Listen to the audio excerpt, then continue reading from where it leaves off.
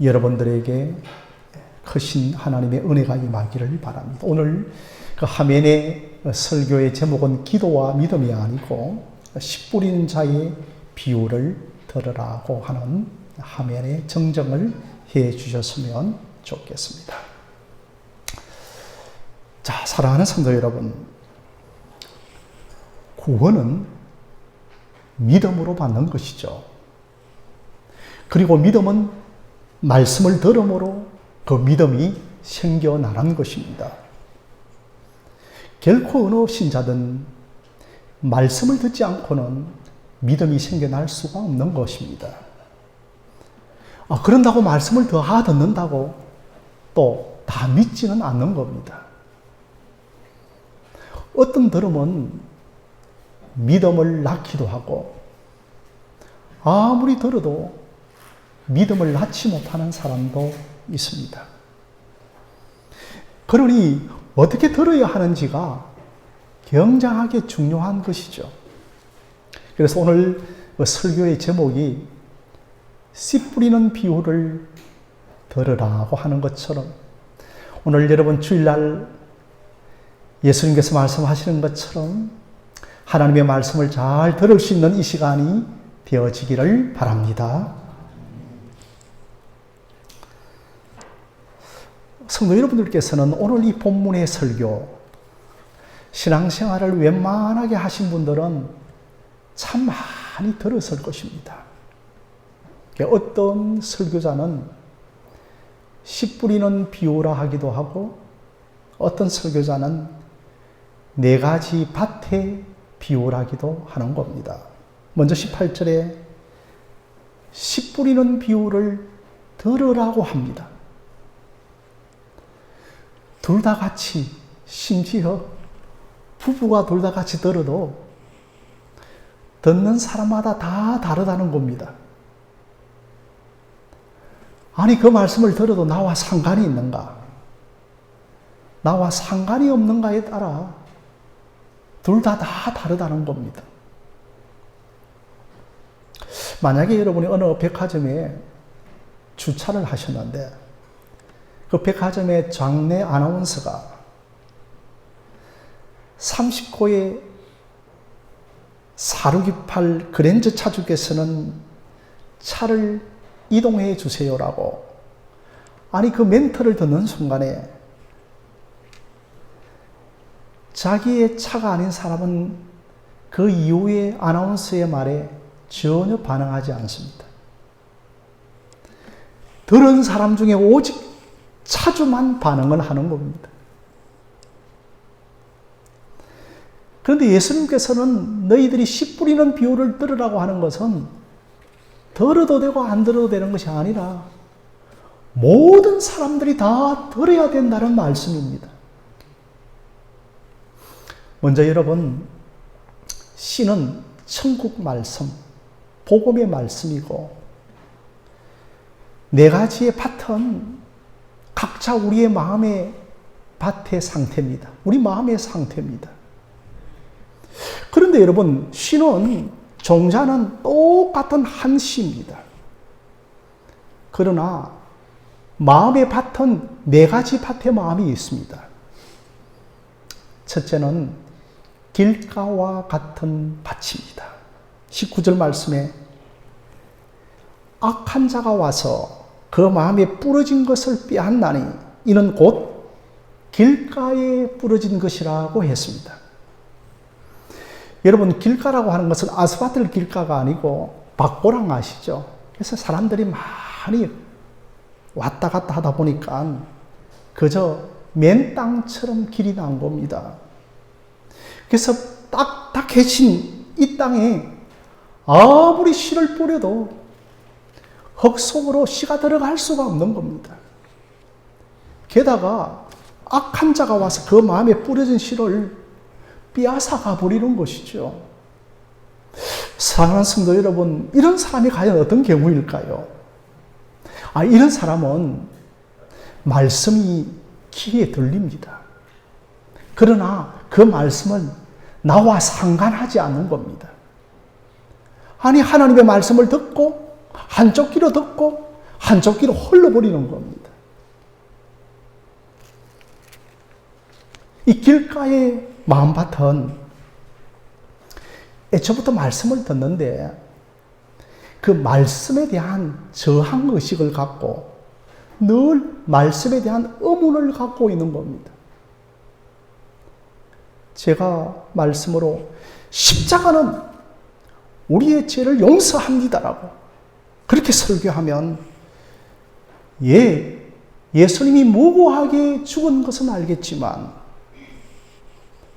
우리가 예수님의 희생정신을 본받아야 되겠지만 예수님의 죽음이 내게 어떻게 용서가 되고 죄를 용서해 줄 수 있다는 것에 대하여 고개를 절레절레 흔드는 겁니다. 내가 예수님이 나의 죄를 위하여 죽으신 것만큼은 받아들이지를 않는 겁니다.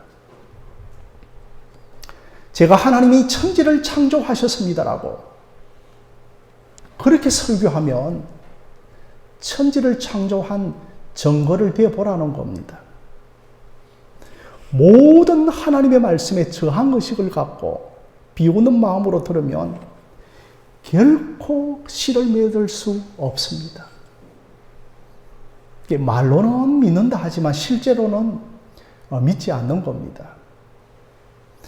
명목상 믿는다 하지만 말씀이 선포되어지면 나와 무슨 상관이 있느냐라고 하면서 그 말씀을 듣지 않는 겁니다. 만약에 우리가 그런 분들이 안 계시겠지만 법정에 서서 최종 재판관의 선고를 기다린다고 하십시다.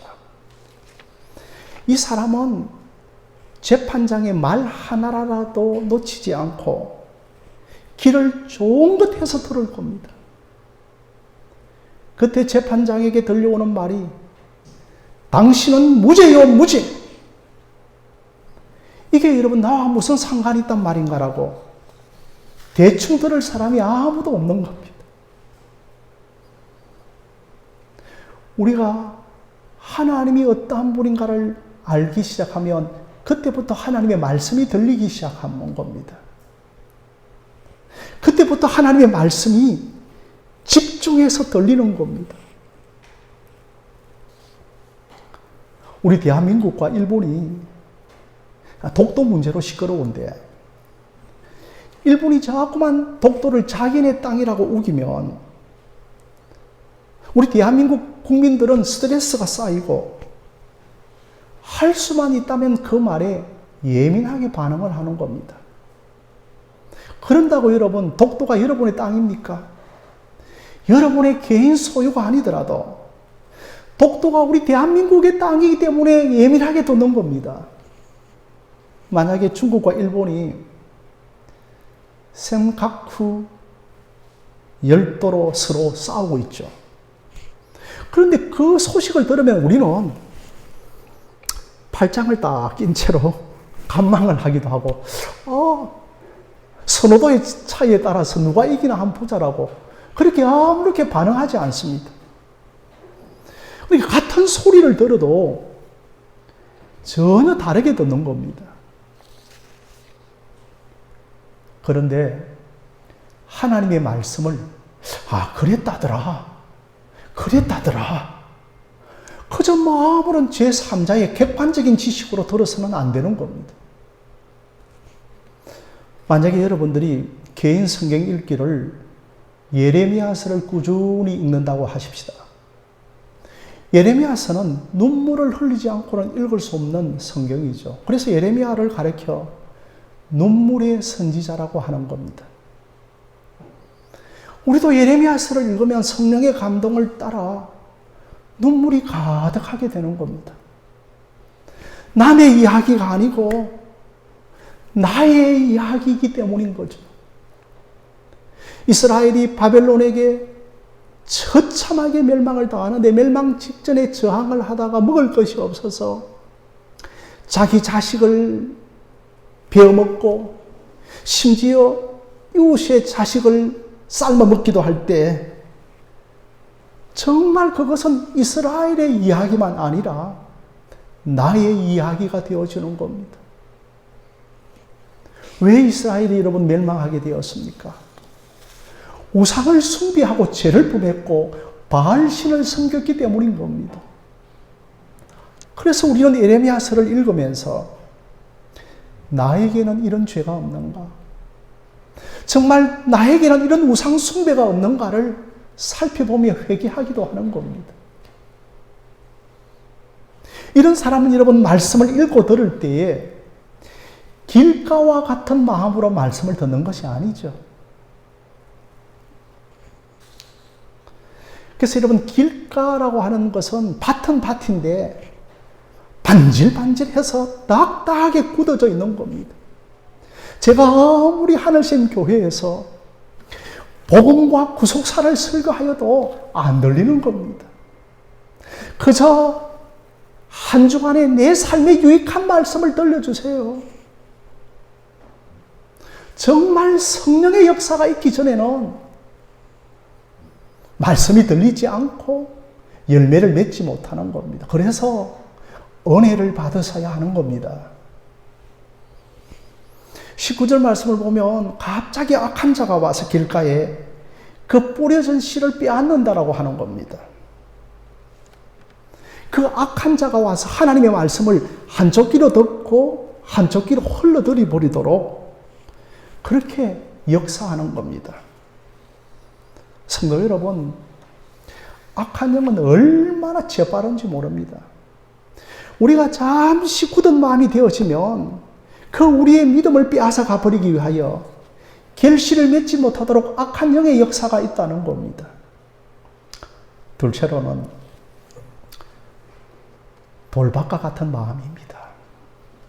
그 20절 말씀을 보면 말씀을 듣고 즉시 기쁨으로 받되 그 속에 뿌리가 없어 잠시 견디다가 말씀으로 말미암아 환난과 박해가 일어날 때는 곧 넘어지는 자라고 말하고 있는 겁니다. 길가에 비해서 돌짝밭은 그래도 씨를 뿌리면 약간 씨가 나는 겁니다. 이 돌밭은 복음의 말씀을 들으면 즉시 기쁨으로 반응을 합니다. 어떤 사람은 평소에 이제 전도해도 듣는 둥 마는 둥 하다가 어느 날 교회당에 들이오니 아니 말씀을 듣고서는 눈물을 흘리고 복음의 말씀을 받고서는 기쁨이 넘쳐나는 겁니다. 그래서 얼마나 힘들게 겨우 교회에 데리고 왔는데 매주일 되면 너무 기도하는 마음으로 조심스럽게 그분을 인도해 왔는데 아니 이 양반이 한 달, 두 달 지나도 어느 날 석 달치가 되는 날에 나 교회 안 나가. 무슨 심통이 났는지. 아니 내가 왕년에 어떤 사람인데 나를 보고도 아는 체도 안 하고 교회에서 나를 갈시한단 말이야. 이렇게 하면서 느닷없이 화를 내는 겁니다. 울고불고 그렇게 간증한 지가 얼마나 되었는데 벌써 그런 일을 하는 겁니다. 또 어떤 사람은 고통이 오고 환난이 오면 나의 때 나의 방식으로 하나님이 역사하지 않는다 하여서 신앙을 버리고 배도의 길을 가기도 합니다. 또 어떤 사람은 여러분에게 물어보겠습니다. 하나님과 신앙생활 하는 것이 어렵습니까? 교우들과 교회 생활 하는 것이 어렵습니까? 아니 1대1로 하나님과 신앙생활 하는 것은 좀 쉬운데 아니 성경을 보니까 너희들이 예수를 믿고 난 다음에 신앙을 위해서는 꼭 교회 생활을 하라는 겁니다. 그래서 교회 생활을 하면 늘 감기에서 오는 상처 때문에 힘이 들고 어렵죠. 이래서 나는 교회 가기 싫다는 겁니다. 성도 여러분, 고난과 환난은 우리의 믿음을 드러내는 기회가 됩니다. 아브라함에게 언제 믿음의 기회를 드러내는 때가 있습니까? 내 사랑하는 독자 이삭을 모리아상에 제물로 바칠 때, 그때 결박을 묶고 단도로 내리칠 때 아브라함아 아브라함아, 아브라함의 믿음이 드러내는 하나님 앞에 기회가 되어진 겁니다. 우리의 환난과 고난이 하나님 앞에 믿음을 드러내는 기회가 되죠. 정말 내가 돌짝밭인지 좋은 땅에 바친지 그때 환난을 통하여서 우리의 믿음을 드러내는 기회가 되는 겁니다. 정말 내가 믿음이 있는지, 아니 저 사람 천국 백성이 아닌지 환난과 핍박을 통하여서 우리의 믿음을 드러내는 기회가 되어지는 겁니다. 세 번째로서는 가시들기 밭입니다. 22절에 가시들기에 떨어졌다는 것은 그 말씀은 들리지만 세상의 염려와 재물의 유혹으로 말씀이 막혀서 결실치 못하는 자라고 한 겁니다. 여러분, 복음의 말씀, 복음의 씨앗이 가시들기 밭에 떨어졌습니다. 이 가시들기는 세상의 염려와 재물의 유혹입니다. 사랑하는 성도 여러분, 여러분의 마음의 주인은 누굽니까? 내가 예수 믿기 전에 내 마음의 주인은 세상이었습니다. 이제 내 마음의 주인은 하나님이신 것을 믿으시기를 바랍니다. 내가 예수 믿기 전에는 세상의 염려와 재물의 유혹이 내 마음의 주인이었던 겁니다. 드디어 말씀이 떨어져서 이제 자라보려고 하는데 가시들기가 덮어져 있으니 빛이 비치지 않고 막혀서 자랄 수가 없고, 또 자라려고 하는데 가시가 찔려서 열매를 맺지를 못하는 겁니다.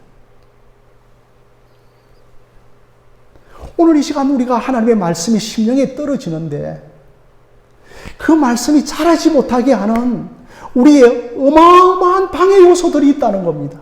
그것이 악한 영의 역사일 수도 있고 세상일 수도 있고 재물일 수도 있다는 겁니다.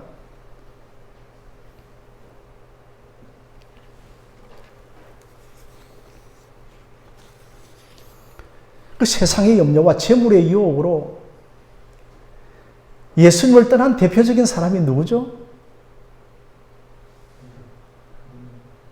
예, 맞습니다.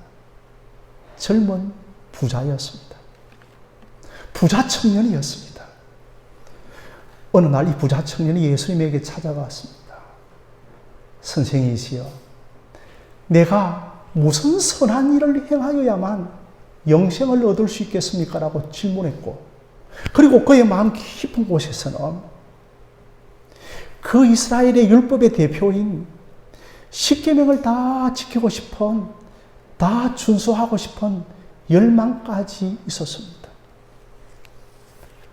그런데 마음을 깨뚫어보는 우리 주님께서 뭐라고 말씀하시는가 하면 청년에게 착하고 충성되다라고 칭찬하기는커녕 내 소유를 팔아 가난한 자들에게 나눠주라는 겁니다.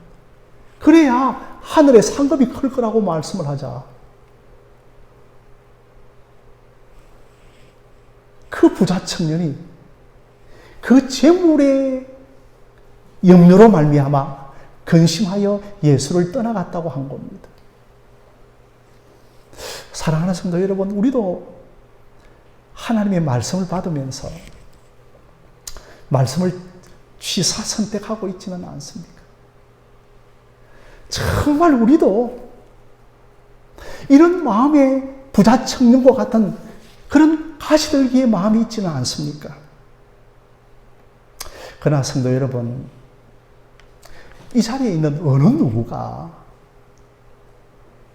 처음부터 좋은 마음의 밭을 가지는 사람이 있었겠습니까?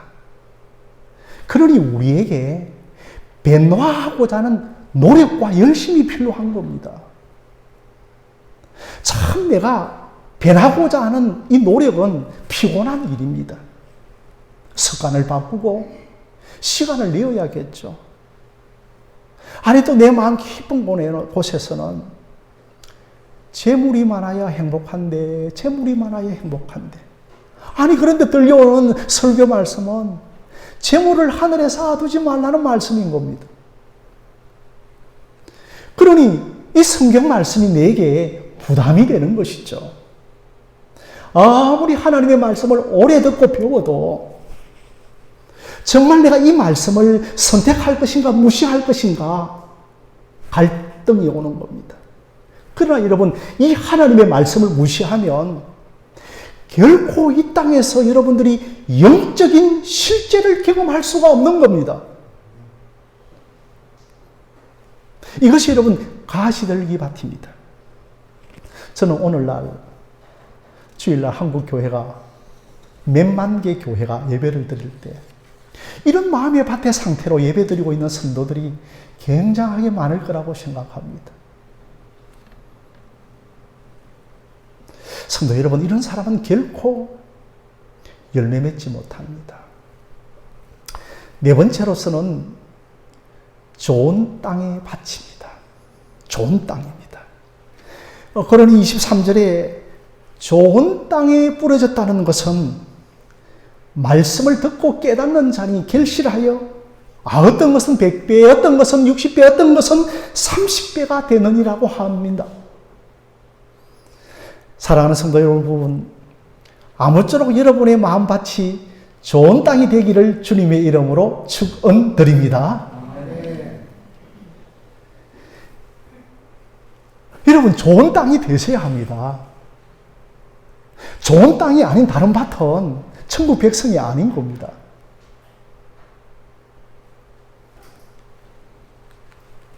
자, 그런데 이 좋은 땅의 특징은 말씀을 듣고 깨닫는 겁니다.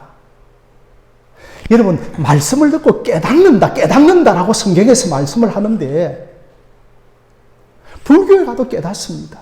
진리를 깨닫습니다. 불교의 어떤 화두와 선문답을 들으면서 야, 산은 산이고 물은 물이로다, 깨달아졌다 이걸 우리에게 말하고 있는 것이 아닙니다.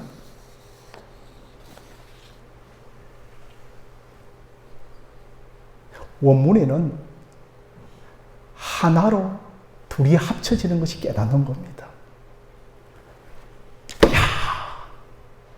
그거였구나. 아, 그 말씀이 그거였구나. 그 하나님의 말씀이 내 마음과 일치가 되기 시작하구나. 여러분, 이것이 깨닫는 것입니다. 옆에 있는 남편이 아내에게 여보, 좀 이것 어떻게 생각해? 근데 아내가 저는 이렇게 생각합니다. 그러자 남편이 여보, 그것이 바로 내 생각이야. 이것이 여러분 깨달아진 말씀인 겁니다. 내가 어느 날 성경을 읽고 설교를 듣는데 그것이 바로 나의 생각과 똑같이 일치가 되어들어가는 겁니다. 그래서 어떤 날에는 좀 우쭐해져 가지고 어떤 날에는 좀 하나님과 좀 대견스러워져 가지고 하나님 어떻게 그렇게 말씀하시는가요? 하나님, 그것이 바로 제 생각입니다. 이렇게 우쭐해질 때가 있다는 겁니다. 하나님, 이제 제가 말씀만 하시옵소서. 주의 종이 순종하겠습니다. 아, 이렇게 되는 겁니다. 성도 여러분, 여러분의 마음의 밭은 이 네 종류 중에 어느 밭입니까? 길가인가요? 돌짝밭인가요? 가시들기 밭인가요? 좋은 땅의 밭인가요? 물론 우리가 좋은 땅의 사람들은 없습니다. 처음부터요. 처음에는 우리가 길가요, 돌짝이요, 가시들기 밭일 수도 있습니다. 그래서 훗날에는 우리가 좋은 땅이 되어지겠지만 가시들기를 거치고 돌짝을 거치고 길가를 거치는 이 순례의 길을 걸어가는 겁니다. 그러기 위하여 여러분들이 여러분의 신앙의 노력이 절실하게 필요한 겁니다. 농사를 지을 때 처음부터 옥토가 되던가요? 우리 교회 밭을 일구고 개간하고 돌을 뽑아내고 거름을 심고 이런 옥토를 만드는 신앙의 노력과 결심들이 필요하다는 겁니다. 물론 결론적으로 우리 주님이 하셔야 하죠. 정말 은혜가 아니면 안 되는 겁니다. 그런데 우리가 이런 밭으로 변화되어지기 위한 영적인 노력과 헌신이 필요한 겁니다. 그래서 기도도 열심히 하고 성경도 열심히 읽고 찬송을 부르다가 울기도 하고 좋은 일을 만나면 하나님께 감사하고 우리의 교만을 누르뜨리기도 하고 이런 경건의 노력과 연습들을 통하여서 그 사람에게 하나님께서 은혜를 부어주실 줄로 믿습니다.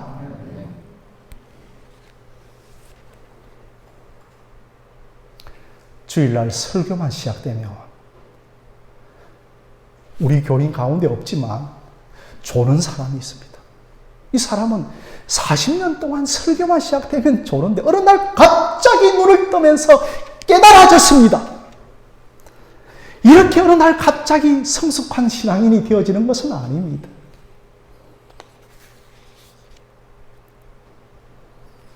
하나님께서는 우리를 옥토로 만들어서 좋은 땅 되어 열매를 맺기를 원하십니다. 여러분이 이 영적인 순례길이라고 하지 않습니까? 아무쪼록 지금의 돌짝이요 가시들기라 하더라도 여러분의 그 신앙의 노력과 헌신으로 참으로 좋은 땅으로 순례길을 잘 걸어갈 수 있는 여러분들이 되어지시기를 바랍니다. 사랑하는 성도 여러분, 좋은 땅만 열매 맺습니다.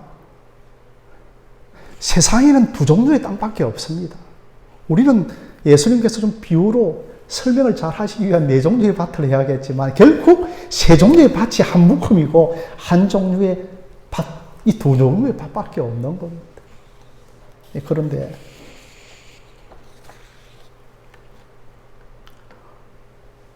수확을 맺는데 100배, 60배, 30배의 작황을 맺습니다. 여러분, 농사의 일반적인 수확 법칙에서 예년에 비하여 2~3배 정도 작황을 맺지만 결코 100배, 60배, 30배의 역사는 없습니다. 성령이 역사하면, 하나님이 능력으로 역사하면 우리의 삶 속에 초자연적인 하나님의 역사가 나타날 줄로 믿습니다.